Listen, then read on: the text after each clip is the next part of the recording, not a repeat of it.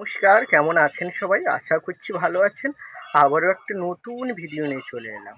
তো চলুন, আজকের এই নতুন ভিডিওতে সবাইকে আমি দেখাবো মানে যেই মাশরুম হয় আমাদের এইদিকে, গ্রামের দিকে মাশরুম হয়, মানে শহরের মতন চাষ করা নয়।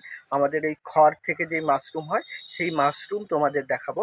আর মাশরুম আজকে রান্না করে রেসিপি দেখাবো। তো চলো, ওই যে দেখতে পাচ্ছ, ওই যে দেখো, ওই যে দূরে একটা মাশরুম, ওইখানে দুটো আছে আর আমি একটা তুলেছি। আর কোথায় আছে খুঁজতে হয় এগুলো অনেক। তো চলো ওই দুটো মাশরুম আগে তুলে নিই। এই যে দেখুন মাশরুমগুলো কত সুন্দর। এই একটা ছোট আর এই একটা বড়, আর এই একটা আমি পাশে পেয়েছি, এটা আরো একটু বড়।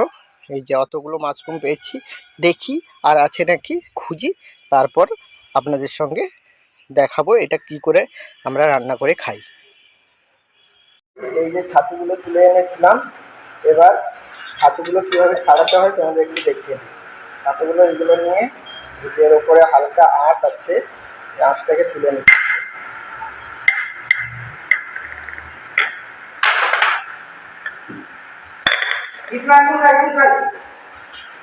এইভাবে দেখো, এইভাবে করে একটা ছোটো ছোটো করে ভেঙে নিতে হবে। তখন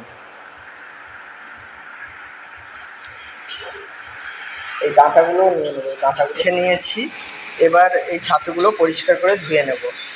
এই মাশরুমটা রান্না করার জন্য এই যে ধুয়ে পরিষ্কার করে নিয়ে চলে এসেছি মাশরুমটা। আর এখানে নিয়েছি এই যে ছোটো সাইজের একটা আলু, ছোটো সাইজের একটা পেঁয়াজ, দুটো কাঁচা লঙ্কা, একটু রসুন। আর এতে দেবো চলো এগুলো কাটাকাটি করে নিই, তারপরে তোমাদের সঙ্গে দেখাবো। পেঁয়াজ একবারে পাতলা পাতলা করে কাটবো।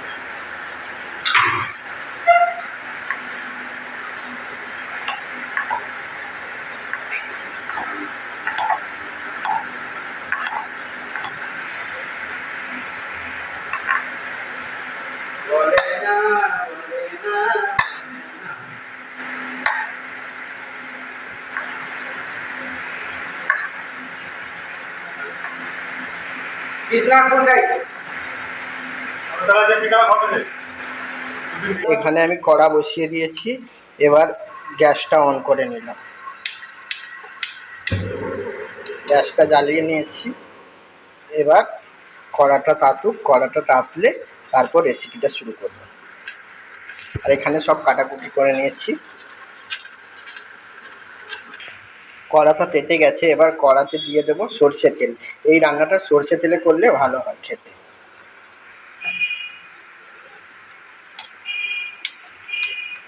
অল্প একটু সর্ষে তেল দিয়েছি,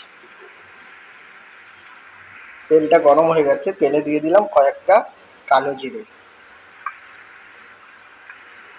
আর দিয়ে দেবো কাঁচা লঙ্কা,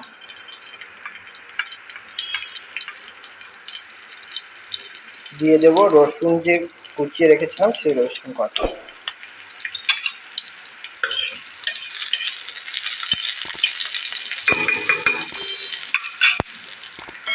রসুনটা ভাজা ভাজা হয়ে গেছে, এবার ছোট ছোট করে কেটে রাখা আলুগুলো দিয়ে দেবো।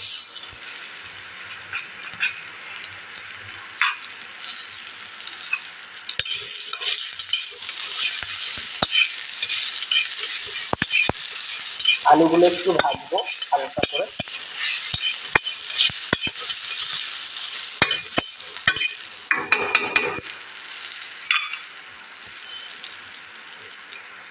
এবার দিয়ে দেবো সেই যে কেটে রাখা ছোট ছোট করে পেঁয়াজগুলো, এরকম হাতে মুলে হালকা করে দিয়ে দেবো। এবার দিয়ে দেবো সামান্য হলুদ গুঁড়ো, আর এর সঙ্গে দেব সামান্য লবণ। এবার দিয়ে দেবো এই যে ছাতুটা, পুরো ছাতু।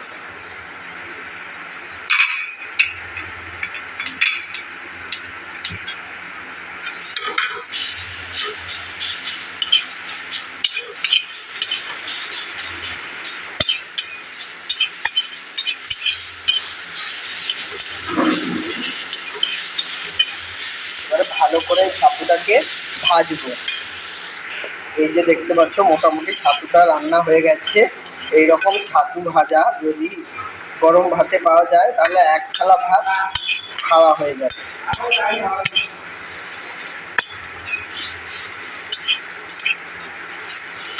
আর একটুক্ষণ ভাজবো এটাকে। রান্না হয়ে গেছে, এবার উপর থেকে দিয়ে দিলাম কয়েকটা ধনেপাতা কুচি।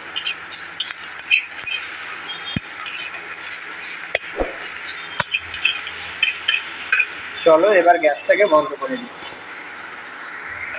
চলো এই যে রান্না হয়ে গেছে, এবার এটাকে তুলে নেবো একটা বোলের মধ্যে।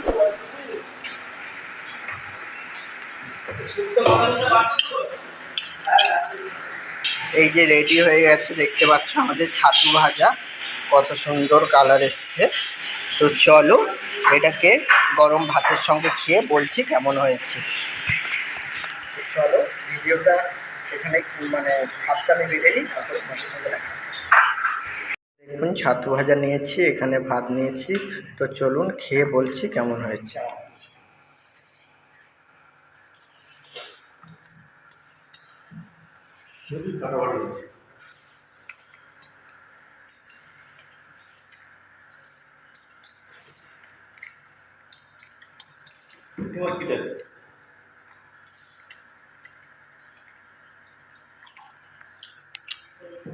তো এই ছাতু ভাজা আর গরম ভাত যদি কেউ খায়, এক থালা ভাত পুরো খালি হয়ে যাবে, এত ভালো হয়েছে।